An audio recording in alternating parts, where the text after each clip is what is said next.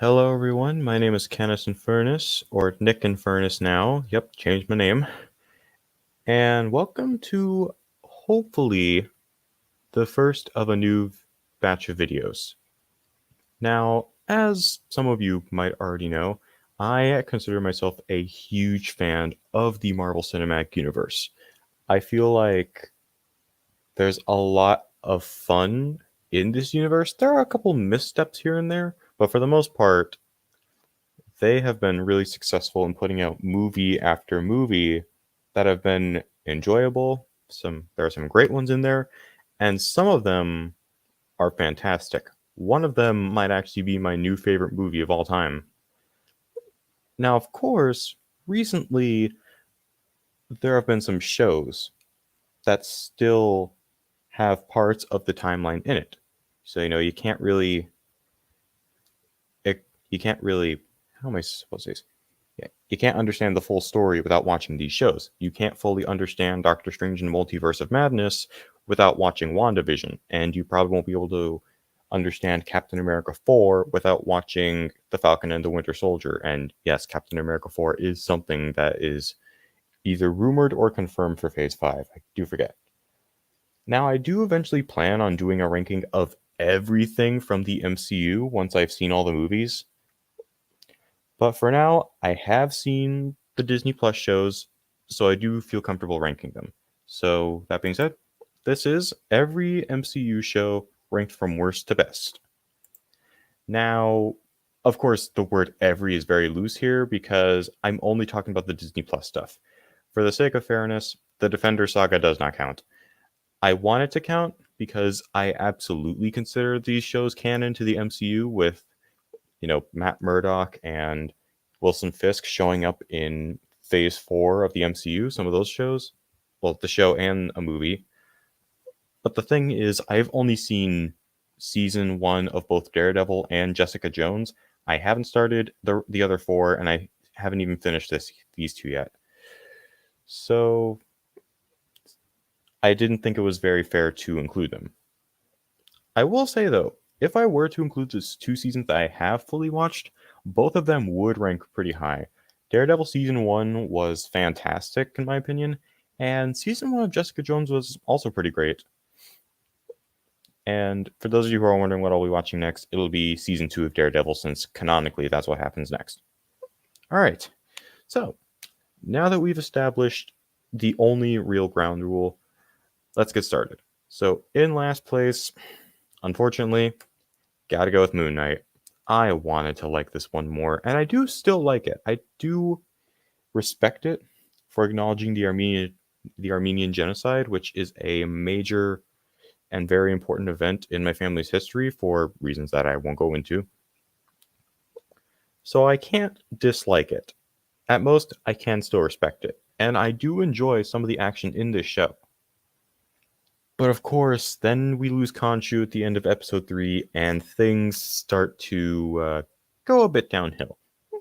We spend an entire third of the show without any Moon Knight, which normally isn't an issue, except this is the first batch of Moon Knight that we've gotten. The show's meant to introduce it, so the fact that we're spending a whole third of the show without any Moon Knight or Mr. Knight feels a bit weird. At the same time, some of the character interactions start to feel a bit forced. And I don't even want to talk about the psych ward stuff. I mean, I have to because it's my biggest issue with the show, but I just don't know how to explain it. For some reason, I don't know. When seeing the stuff with Mark and Steven as separate entities with the Hippo Goddess, the goddess of women and children, whose name I forgot, that makes sense. What doesn't make sense are the parts where you have Harrow as a doctor.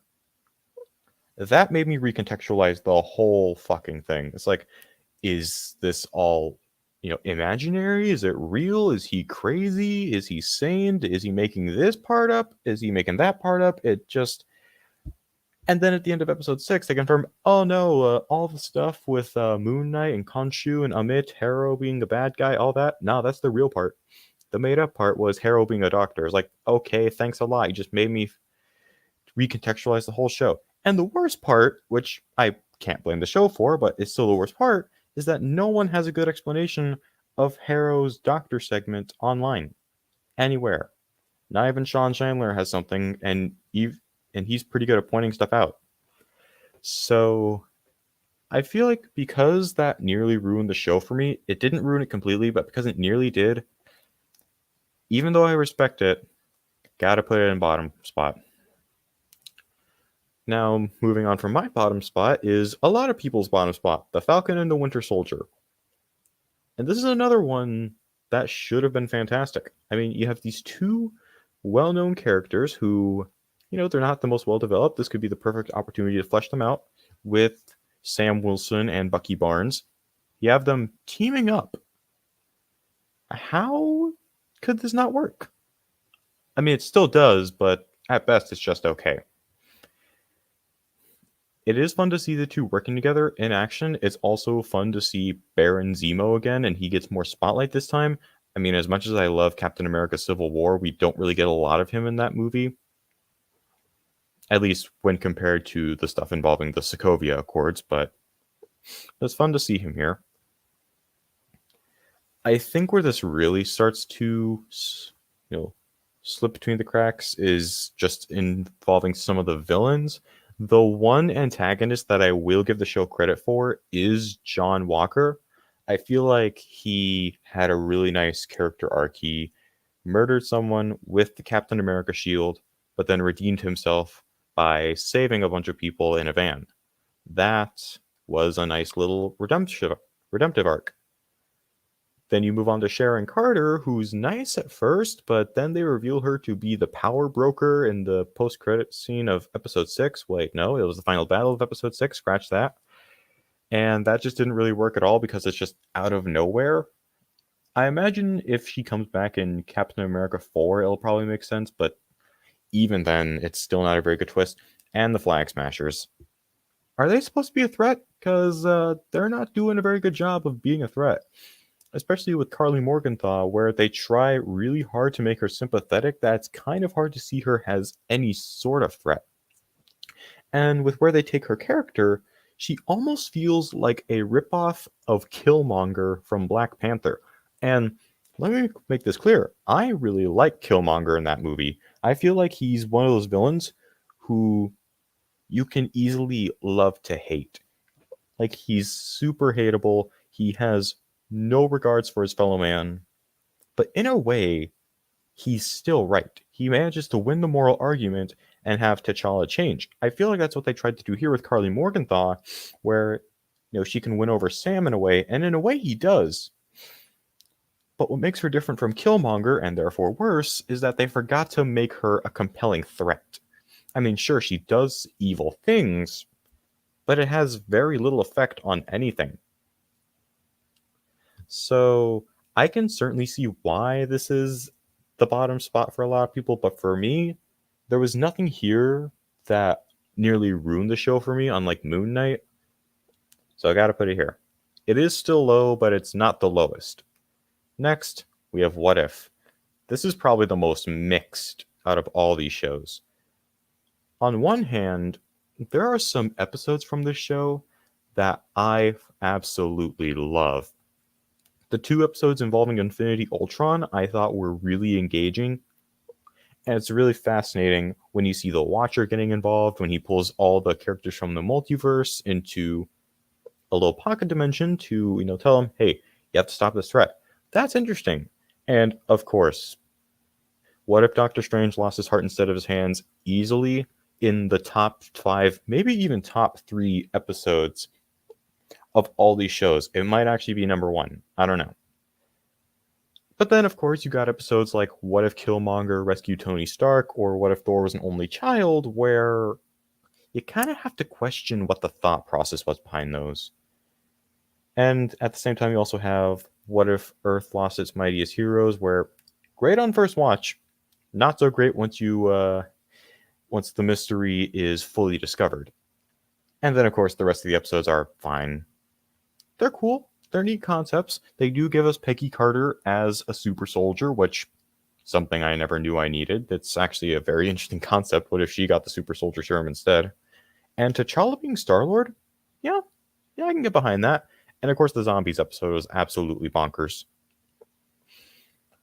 But for the most part, this is the one show where there's a mix of everything. You got some great episodes, some mediocre episodes, and some episodes that are right in the middle. Moving on from that, we got Loki. I can confidently say that there's not a single episode here that isn't good. This show has, well, all of its episodes I can say are good. What puts it here and not higher is just the fact that I don't feel the urge to rewatch any of its episodes. Like, even with The Falcon and the Winter Soldier, I rewatched the finale one time. Really enjoyed doing that. And with Moon Knight, of course, I rewatched episode 5 because I wanted to understand the Psych Ward stuff, and I still didn't. Like with What If, I still rewatched some of that. I rewatched some of Hawkeye, some of WandaVision. I haven't rewatched any of Loki's episodes. Of course, there are still some good things in this show. Like, I do like the dynamic that Loki has with Mobius, as well as the dynamic he has with Sylvie, a female variant of him. I do also like how they were able to make a show about a character who was already dead, but not make it feel forced or anything. What they did is they brought in the Loki from the Avengers, set it during the heist in Endgame, where but have him steal the Tesseract, and then he gets locked up in the TVA. Also, it was recently confirmed that all the multiverse madness that's been going on recently was caused by Sylvie killing He Who Remains in the finale. So I do like that they're tying it into stuff. It's still not a show that I see myself rewatching.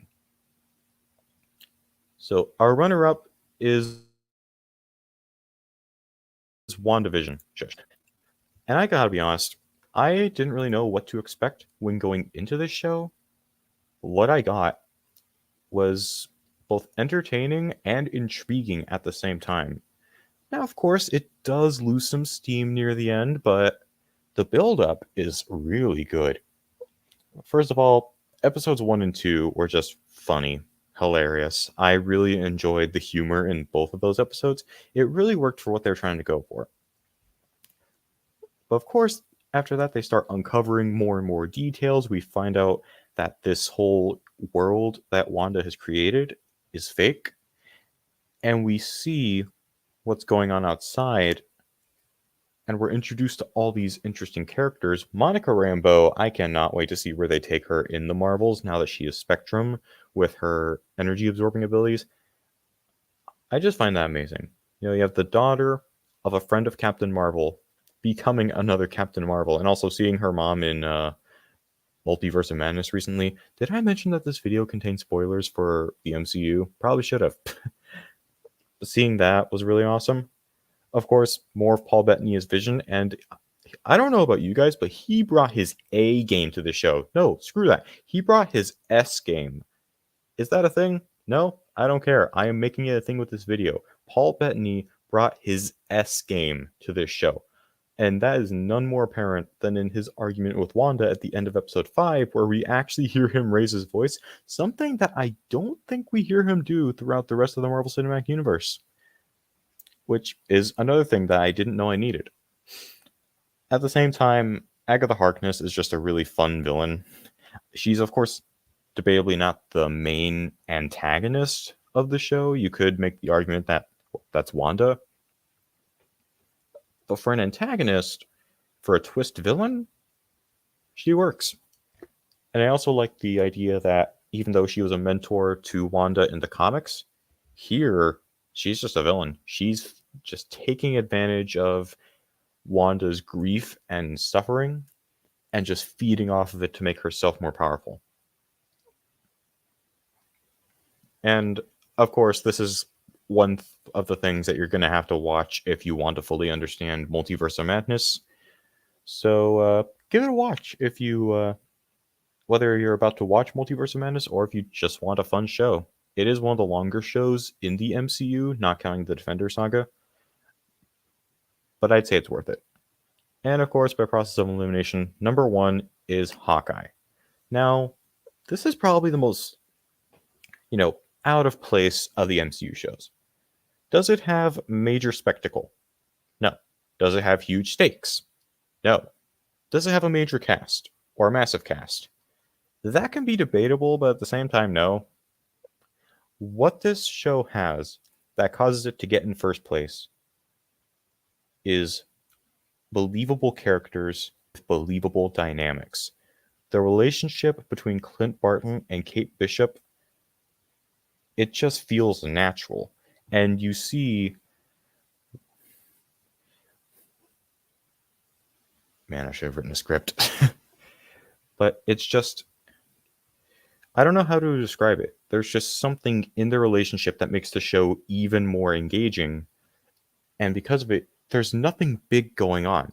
This doesn't have massive stakes, but you still care about the characters and what will happen throughout their friendship. And I also do like that even if it is for a small montage, we do at least get to see them bonding. So it's not like, oh, they're suddenly really close out of the blue. No, we see them bond and become close as Kate tries to give Clint a good Christmas before he has to go to his family.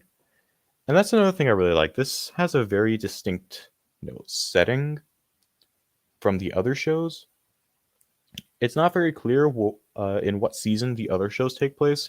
It's very clear this takes place during Christmas, and I really like that. I like that we actually get an MCU project that's set during Christmas. Even if it is, Hawkeye of all things, it's still nice. This does also show off the return of Vincent D'Onofrio as Kingpin. And yeah, sure, he's not in the show all that much, but hey, you want more of him? Go watch Daredevil. It's on Disney Plus. And obviously you have Disney Plus if you're watching Hawkeye, so yeah, but overall, this show's at number one because it's simple. It doesn't have huge stakes. It doesn't have major spectacle, but you don't need that to tell a good story. All you need are believable characters that will make the show more engaging. And with that being said, that's a wrap on the list. Hope you enjoyed. If you did enjoy, you know what to do. I won't bore you with all that generic stuff. Thank you for watching. I'll see you guys next time.